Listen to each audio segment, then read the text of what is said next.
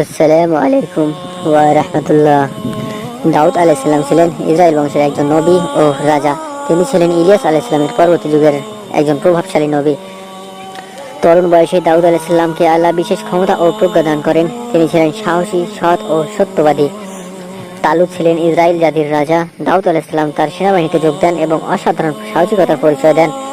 দাউদ আলাইহিস সালাম কিশোর বয়সে দৈত্যকথার যুদ্ধে জালুদকে একটি গুলতি দিয়ে হত্যা করেন, যা ছিল আল্লাহর কুদরতের নিদর্শন।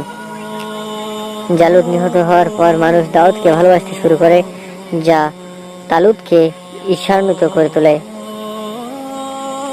তালুত তাকে হত্যার চেষ্টা করেন, কিন্তু দাউদ আলাইহিস সালাম প্রতিশোধ না নিয়ে ধৈর্য ধারণ করেন।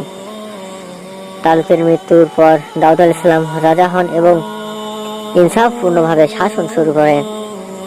দাউদ আলাইহিস সালামকে নবুওতের মর্যাদা দেওয়া হয়। আল্লাহ তার প্রতি কিতাব জবুর নাজিল করেন। দাউদ আলাইহিস সালাম এর কণ্ঠ ছিল অতুলনীয়।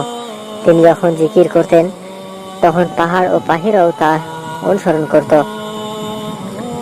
তিনি অনেক ইবাদত করতেন, দিনে রোজা, রাতে তাহাজ্জুদ আদায় করতেন।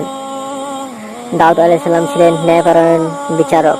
আল্লাহ তাকে ন্যায় বিচার করতে নির্দেশ দিয়েছিলেন। দাউদ আলাইহিস সালামকে একবার এক কঠিন পরীক্ষায় ফেলা হয়েছিল, যার পর অনুতপ্ত হয়ে আল্লাহর কাছে তওবা করেন। তার ছেলে সুলাইমান আলাইহিস সালাম একজন মহানবী ও রাজা ছিলেন। জবুর ছিল কেবল দাওয়াতি কিতাব। এতে ছিল প্রশংসা, উপদেশ ও আল্লাহর গুণাবলী। দাউদ আলাইহিস সালাম তার জীবনের শেষ সময় পর্যন্ত আল্লাহর পথে কাজ করে গেছেন এবং শান্তিতে ইন্তিকাল করেন। দাউদ আলাইহিস সালাম এর জীবন আমাদের শেখায় ধৈর্য, সাহস, তওবা ও ন্যায়ের পথে চলাই আল্লাহর সন্তুষ্টির পথ। দাউদ আলাইহিস সালাম একজন আদর্শ নবী, নেতা ছিলেন, যার জীবনে প্রতিটি মানুষকে আল্লাহর পথে ডেকেছিলেন। প্রিয় বন্ধুরা, নিত্য নতুন এরকম ভিডিও পেতে আমাদের চ্যানেলটিকে সাবস্ক্রাইব করে বেল আইকনটিতে প্রেস করতে ভুলবেন না যেন।